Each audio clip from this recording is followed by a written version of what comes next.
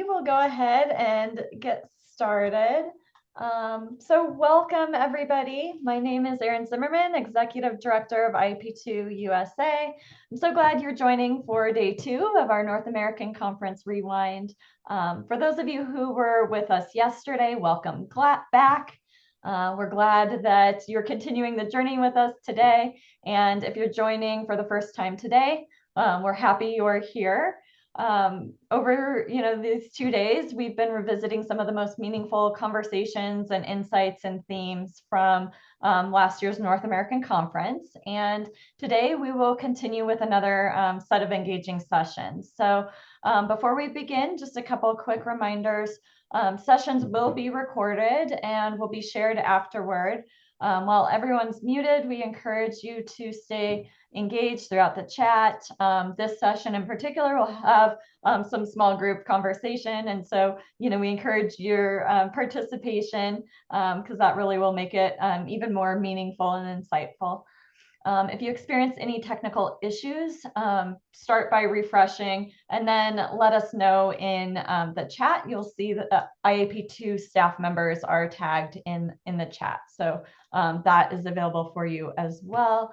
And then as with yesterday, the program today will include 4 sessions, each one focused on different highlights and takeaways from the conference. And the time will be reflected and there'll be time for reflection and engagement throughout. So thank you for being here. We will have some breaks throughout the day as well. So please, take care of yourselves and do what you need. And so with that, it is my pleasure to launch our first session today, which is Beyond Silos, Optimizing Public Engagement for a Stronger City. And it's an honor to introduce my colleagues and friends, Pete Iengo and Heather Young from City of Fort Collins. And so, welcome. And we look forward to learning from you all. So over to you, Pete. Okay, fun fact, Erin calls Fort Collins home as well. I do, yes. I was going to say my neighbors too, but And so Heather's going to be kicking us off. I just wanted to say thank you all for being here. If you want to show us your shining face, we'd love to see it. You know how it is in these virtual spaces. And so feel free. Otherwise, I'm going to kick it over to my colleague, Heather, and she's going to get us going. Great. Thank you so much, Pete. And thanks for joining us today. It's always nice to be able to share and have some community in these engagement spaces. Sometimes a lot of us work in these different departments in our organization. And so coming together as a community is really important. And we also wanted to create some of that community within our organization as well. Pete and I were tasked a little over a year ago with better understanding engagement at the city. We found we had a lot of practitioners doing engagement in a lot of different ways throughout our cities in over 45 different departments. But oftentimes we weren't coordinated and we weren't really operating as one city. And so that had impacts on our community, on trust and relationships. And so we conducted an assessment to better understand what we're doing as an organization and then have some recommendations to share with you as well. So we are going to share with you today what we did during our assessment and what we learned. And also, when we started doing this assessment, there was really no right or wrong way to assess. And so we're hoping that this helps you find a starting point if you're interested in better understanding your community, organization that you work with, maybe some key questions that you could ask, and really break it down a little bit to show how there are some frameworks and tools that you can use to understand this information today as well. So Pete and I have been with the City of Fort Collins for a long time. We've both been in local government for over 15 years, and we worked in the utility before this, and so did a lot of department-based engagement, and then we're able to take a lot of that experience to understand the engagement that is happening throughout the organization too. So we want to know a little bit about who's in the room. So there's a QR code here. You can scan it with your cell phone. You can also go to slido.com if you'd rather participate online. You can put in that uh, URL and then put in the code. And then we want to hear a little bit about why you're here today, why you chose to come to this session in particular.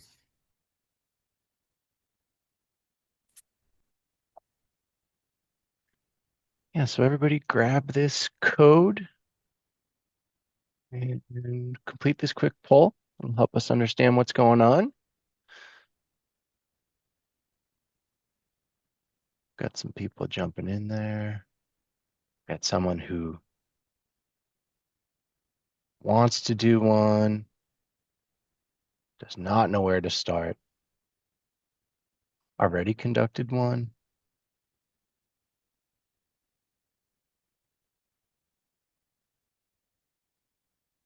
Got 7 participants so far. We'll give people another few seconds here to pop in if they'd like.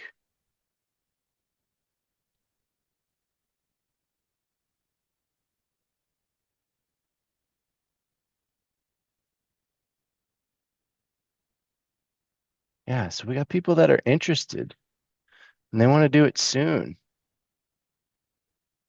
which is awesome. But we also have some folks that don't know where to start and also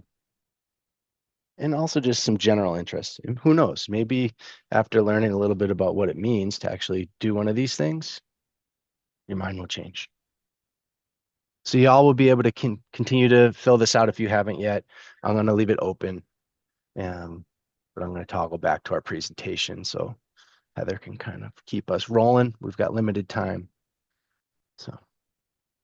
Yeah, so here's a brief agenda for today. We'll share a little bit about the assessment. I want to prepare you. There's going to be a lot of information on the slides. Those are meant for your reference later on. Our emails are also available at the end of this presentation. And so if you want to dig deeper into any of this, we're more than happy to meet and would love to talk about it. We talk about this stuff all the time and feel like it's really important. And so we're going to just scratch the surface today. There'll be time for a brief Q&A, but you can also throw questions in the chat as we move through. And then there'll be time for some breakout sessions and a quick share out.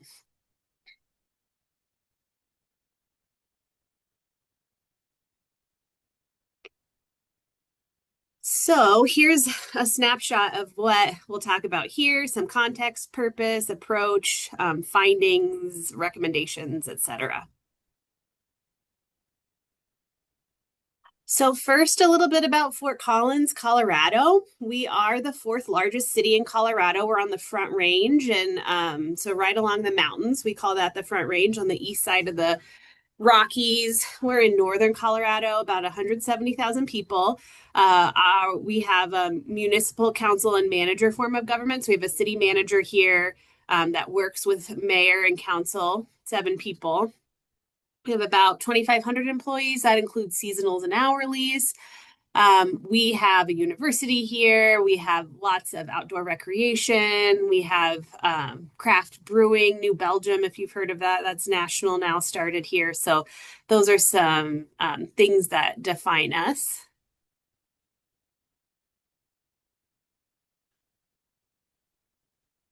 So here are some of the reasons that we embarked on an assessment. We wanted to be more effective and efficient with resources. Honestly, people kept asking for more engagement staff, and our city manager and folks were saying, how do we know? How do we know we're doing a good job in this space? How do we know when enough is enough? I think engagement is a space where it always feels like you could do more. And so how do we know that we're being effective and efficient with the resources that we do have, so we know where we might need to add? We also wanted to make sure that our staff had data and resources and capacity to do their best work. The access to training that engagement practitioners had was all over the board. The level of resourcing that different departments had was across the board too. We want to serve our community really well with consistent right size service. I will say we have some groups that do amazing engagement and they do a deep dive. And sometimes that might not be the best approach, depending on the project, because then we have departments that aren't doing engagement at all. And so how do we level set so we're having a more consistent experience because that really helps to impact trust and strengthen relationships in our community. How do we start with what we know? How do we leverage the engagement processes that we all are doing so we can make better decisions and build on those relationships that we're cultivating? And also improving accessibility, access and accessibility to government. We've been talking about engagement as an organization for a long time. We adopted IAP2 organization-wide as our spectrum in the mid-2010s. We had our first engagement strategic plan over 10 years ago. It's been a council priority. We've done communications assessments. And you can see here the phases that we went through for our assessment last year. So we initiated in the beginning of the year.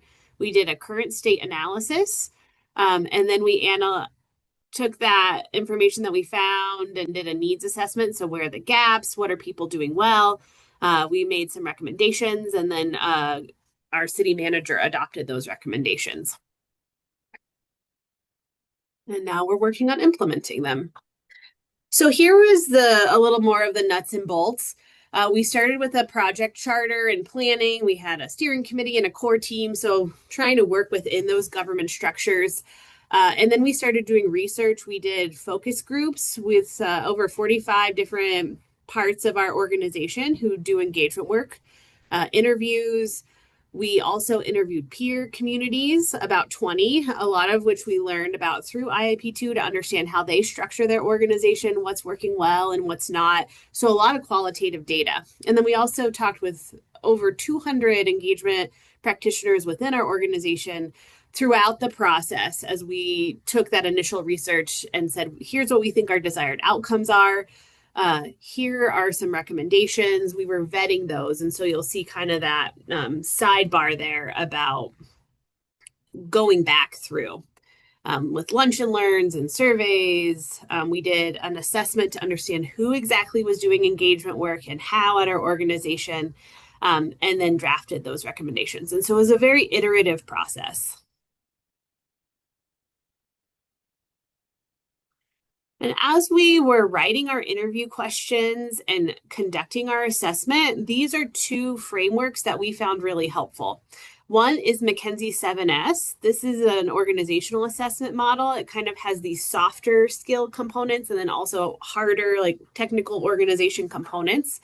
And so that helped us to break down our questions and how we are organizing our recommendations to make sure that we're talking about all of these things and how they work together, which was really important. You can't just impact one part of the system. All of these skill sets, engagement strategy, how we're structured, what our culture is, our shared values, who our staff are, and what our style of an organization is. We're a pretty relational organization. So understanding how we can work with our own organizational group.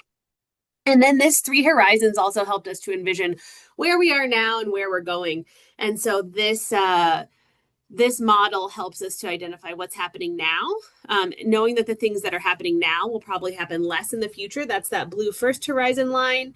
And then also things that are in the future are sometimes happening now. There are examples of what we want that are happening now and how can we build on that. That's that light blue dotted line.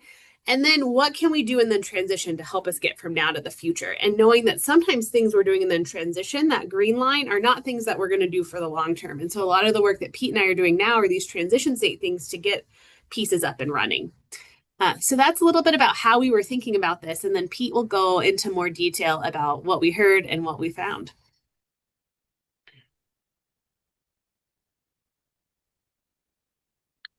Thank you, Heather. We thought an appropriate kind of transition slide from what we did to what we learned was this indicators of success slide.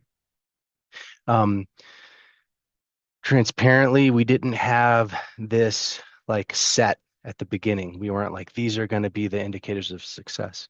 But we did find ourselves using these as indicators as we moved along. And so as we reached a lot of different people across lots of different types of positions and all the different kind of departments that do engagement, as we reached other cities cities of maybe, I think the smallest was around 5,000 people and the biggest was around 1 million, with all different types of strong mayor or strong council models. We felt pretty confident that we were learning from a lot of different perspectives in the engagement space. And then that was, in a way, validated as we saw in the data, the same issues coming up, not only within our organization, showing like some agreement on like what experiences were across all these different position types and in departments, but also externally. So we started, as we were talking to other cities and learning from them, we were seeing the same themes pop up that they were experiencing, that we were experiencing. So those were some indicators that we were on the right track. And then, as Heather mentioned, this was iterative. So we went back out to staff multiple times throughout the process just to say, hey, this is what we thought we heard. Does this resonate with you? And we were getting some really positive, kind of validating responses from staff there too, helping us understand that we're on the right track. And then grounding the whole thing, we knew that whatever we were going to bring forward should be systematic, should be ambitious, but also should be actionable. And of the 7 recommendations that we made, all of them were approved. And we think that that's a good indicator that what we brought forward was reasonably and feasible within like the operational context and the environmental realities that we're experiencing at the city of Fort Collins. And so what did we hear? I'm not going to kind of read all of the words. We did want to have it captured because we know you're getting these afterwards, and so you can have this. But I'll focus there on the kind of bold words. First and foremost, and probably at the highest level, we realized clearly that our system's fragmented.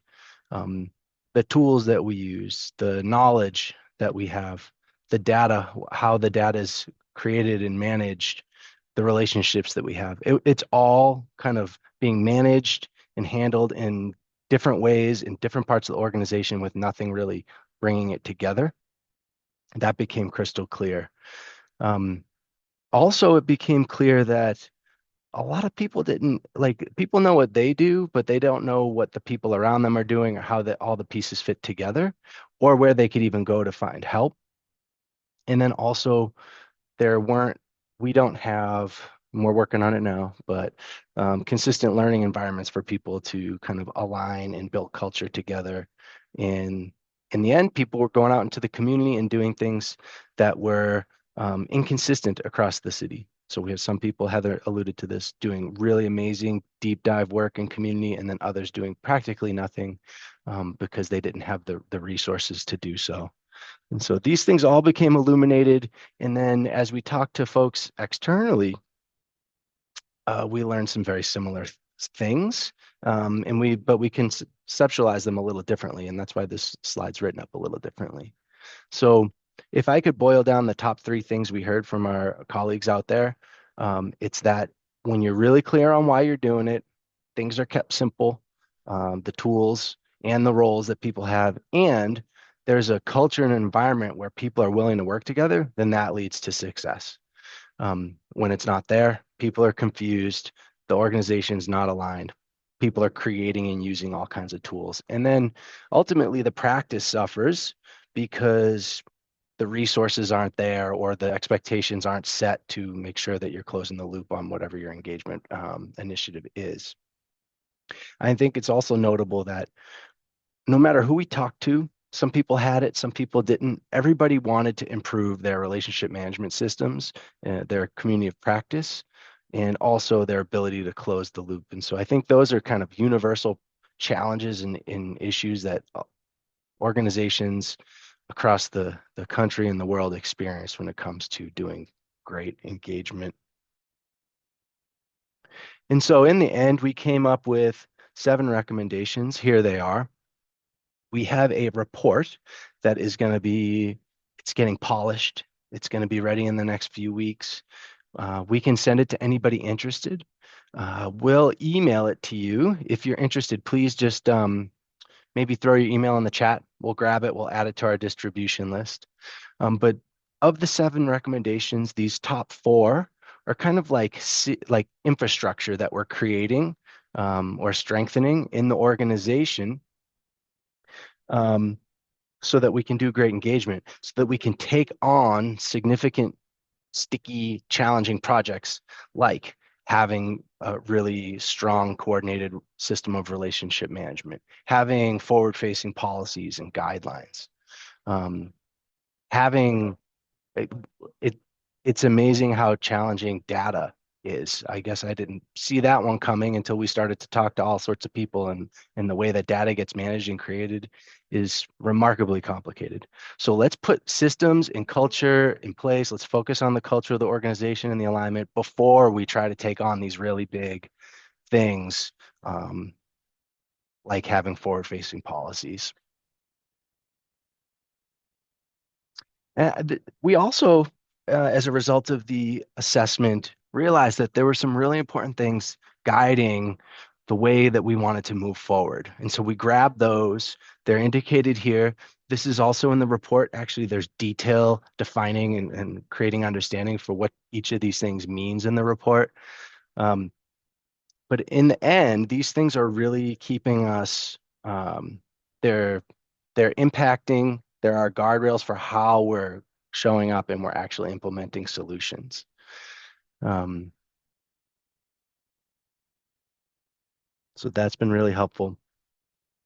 And finally, what we learned when all was said and done is a few things here. First of all, and there was a question, thank you, Justin, in the chat. He asked, like, well, who did the work? We did source this internally. We think that that was a really meaningful way to do this. And so Heather and I were pulled out of our utility. We gave away all of our priorities and all of our work so that we could focus 100% on this project. And we did for a year. And not only did that lead to really meaningful results as far as like understanding our systems of engagement and like the best ways to move forward, but also it was an amazing way to essentially start the improvement process, because we were building and strengthening all these relationships. We had access to, because this was at the highest level of our organization, commissioned by our city manager, we had a steering committee with leaders from all of the major engagement areas in the city. So they were on this learning journey and they were ultimately approving the recommendations. And so there was a lot of ownership with our leaders, with engagement leaders as well, not just like our director level leaders. There was so much shared meaning and understanding that was created on the journey that we just had a leg up when it came to like initiating the implementation process. And so I couldn't speak more about how useful it was to source it internally and just like allow those relationships to scale over time that we started developing over a year ago. They're still developing and building and strengthening. And so that's to this point of like getting at the champions, working with people from all across the organization. And then Heather and I really are we leaned into this plan, do, check, act process where maybe we even came back to the organization one too many times because we really wanted to make sure that we were on the right track. But I think in the end, we had some great results. And then I'll also share that this was like a first dive all the way in on using AI. We collected so much qualitative data.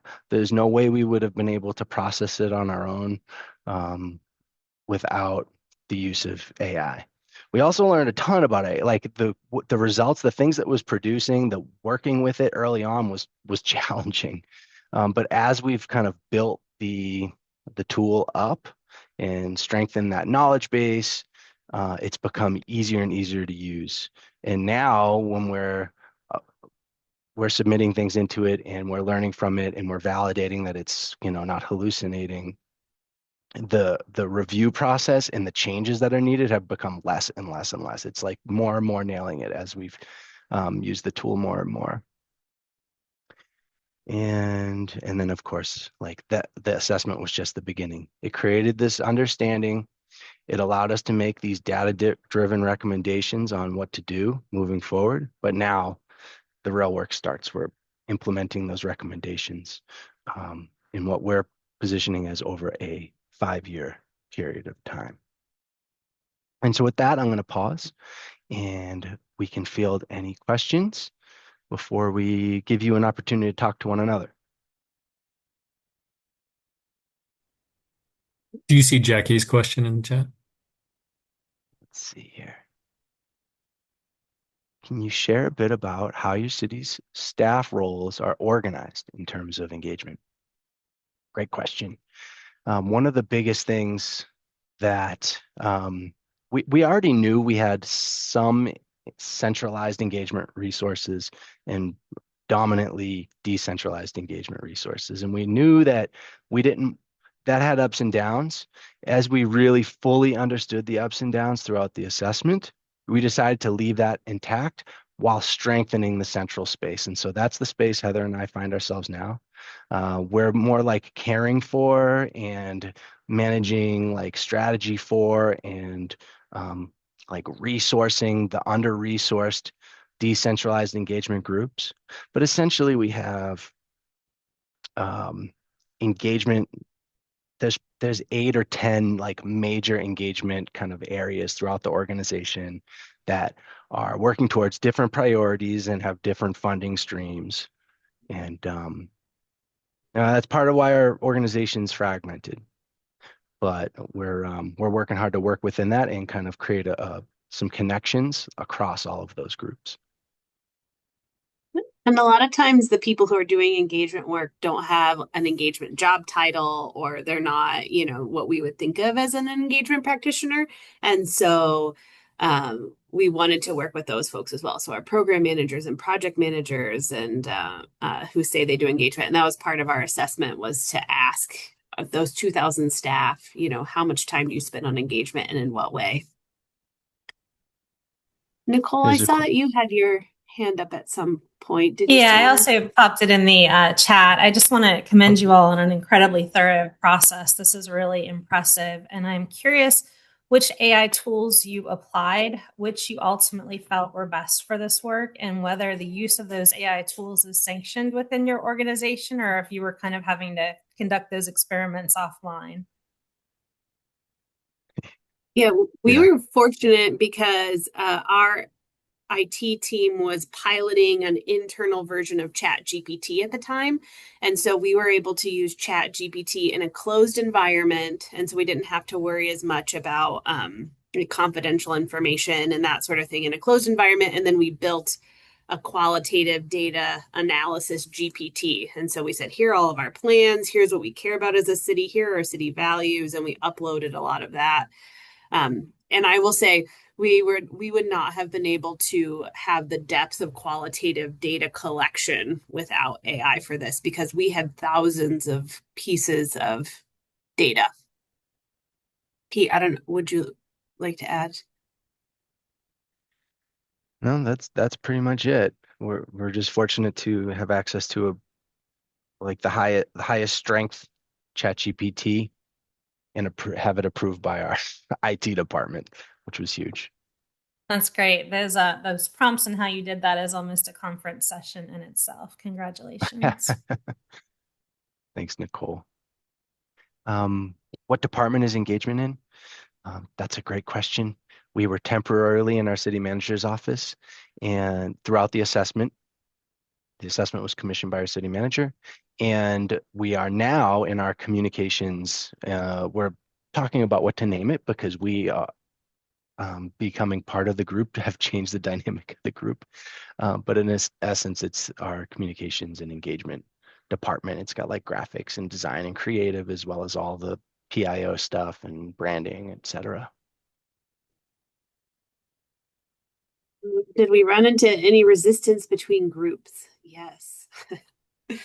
I think it's mixed. There's a very much people who do engagement work, as you all know, are very passionate about doing the work well and very community focused. And so I think people see the vision of this work and they see the need to work together. And I would say about 80% of the folks are really on board and also willing to shift the way that they're doing their work. I think we also have folks who feel like their way is the right way, and have a lot of, I don't think territorialism over the work itself, but like some ownership over community relationships and the way that they've built those relationships. And sometimes rightly so, because a lot of those groups are marginalized groups, or, there's a lot of trust sometimes with local government. And so figuring out how to work with those folks. And we have been really trying to find a balance between having more structure and saying this is the way that we need to do engagement, and also allowing for some of those other pieces to unfold. And I will say too, the relationship piece that Pete mentioned. So trying to have relationships with practitioners and managers and executive leadership and our city manager's office, all the way up to city council, is really helping to start to chip away at that. But it's a long game. And I'll add that grounding change recommendations in data is a great change management, like resistance management strategy in itself. We identified all these things that bring people together, all the shared issues that people have through the assessment. And we were able to elevate that in our messaging to get people excited. It's when you start to make change on the ground that's directly impacting people's stuff that I think the more resistance starts to really emerge. And so that's kind of what we're experiencing now as we work through implementation strategies. Let's see, where are we at in this? Is there a bunch of questions, Heather? Yes, I was just trying to get some in the chat. Justin, to your question about, planners who do engagement, our list of 150 people who are focused 50% or more of their time on engagement was how we defined it. There were over 70 different job titles at the city that people, that encompass that 50% or more engagement. Only about 35 people have engagement in their job title, but planners and project managers and architects and city engineers, if somebody's building a street, they have engagement requirements. If somebody is doing transportation and figuring out where to put in a new bus route, our parking folks do a ton of engagement. They're one of our examples of a group that doesn't have any engagement staff that are doing a lot of engagement. And so working with them and helping them see actually there's this body of work and these resources that can really help you do your work better.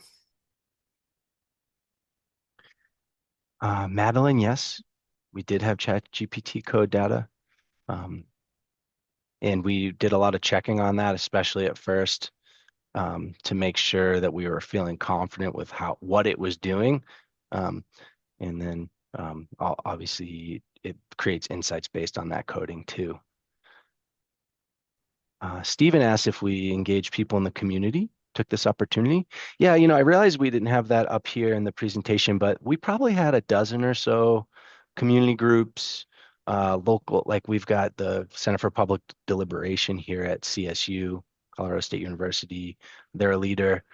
We've had some local nonprofits that we connected with. It was probably about a dozen of them, but we didn't include them in the presentation, and we didn't do formal data collection from them.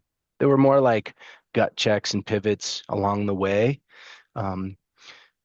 Our goal is to put infrastructure in place so that when we go out to community, we can be organized and coordinated, because we've heard a lot of fatigue in the community, a lot of we got different people coming at us from different angles.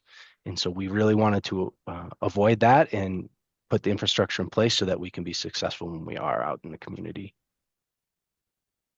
A lot of this work, the kind of analogy we were using was like getting our own house in order.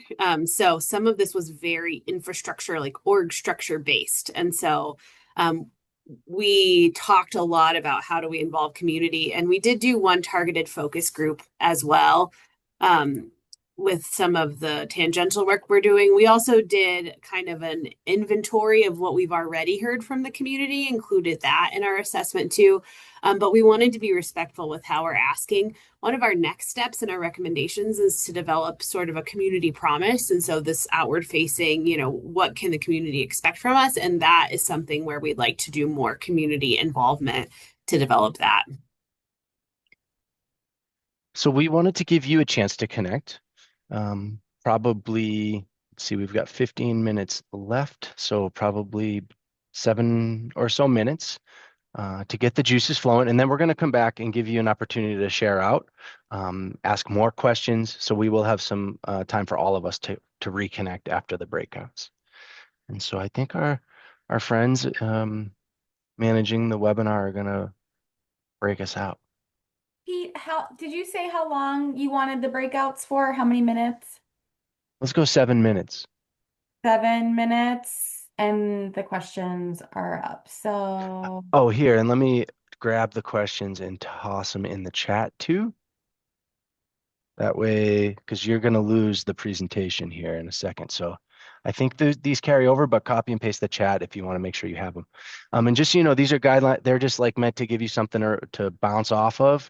It doesn't have to be just this. You could talk about, whatever you want related to this. okay. Everybody download onto your floppy disk. Shyla, I got it. Okay, I just wanted to, there was one person with only one. Okay, go ahead, Kaylin.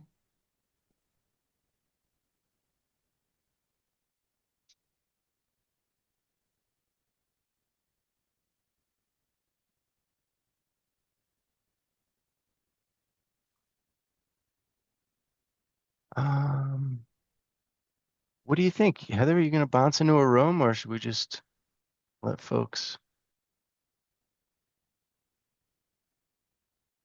Mm-hmm.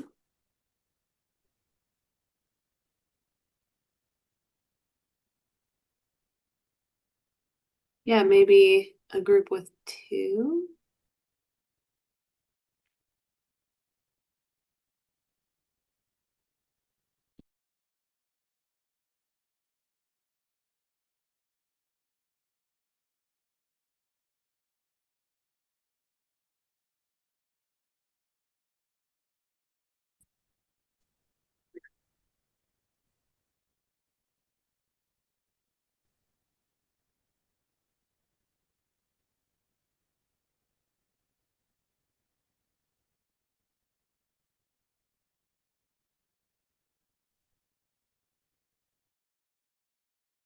Oh, Pete, you're muted. We're back. We're back. Oh, I see. Welcome back, everybody. It's good to see the faces and smiles and everything. I hope that was fun. What came up? What came up for you? Doing really casual. Anything that emerged that you wanted to share, whether it I be an had my aha. my first thing to tell Heather was I was jealous of the privilege to get to put your day job on the side and focus on that specifically for a year. How nice. That was really nice. It was. It was actually.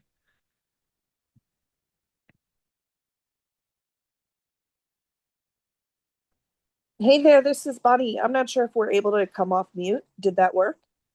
We got you. All What's up, right. Bonnie? So I'm here from North Carolina, but I was with Diana and Ariana. Um, that was an awesome 7-minute conversation. We just did a mad deep dive. Some of the things that stuck out Wow. to us have been the luxury of really taking the time to look at things from an institutional or structural view, but the value of when we're trying to move, change culture and stuff like that, not forgetting the quick hits, the small wins, the doing, setting some very, very basic reminders for people. Here's how you do 3 things really quickly, each time, things like that. So keeping it simple. And then our other theme was definitely resonated. Ariana was really good at explaining the challenges of really small jurisdictions, but how we can scale this to them, which I think is a new challenge for a lot of us based on your presentation. Jurisdictions that literally have 2 staff members, and what can they take from this and do with it? So that's our kind of a wrap up. Oh, I love that. But the quick win thing has come up for us a lot too. because we're getting all this agreement, but then we get these questions, and what we realize is what people really need is to understand it concretely. And we've seen that from the highest level of the organization down to like every corner of the organization. So that can't be understated, how important those like simple value kind of add examples are to success.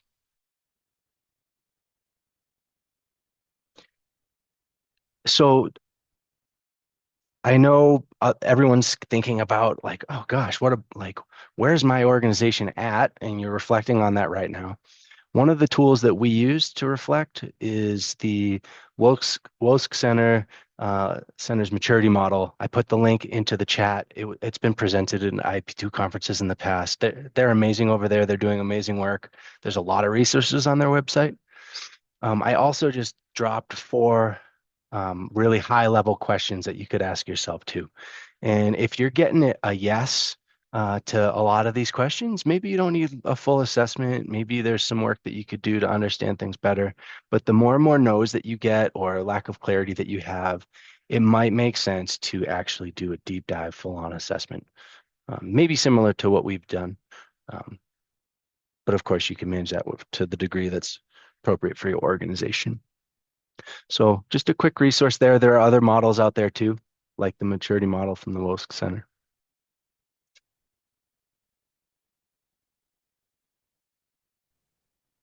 Great. And yeah, we're out of time.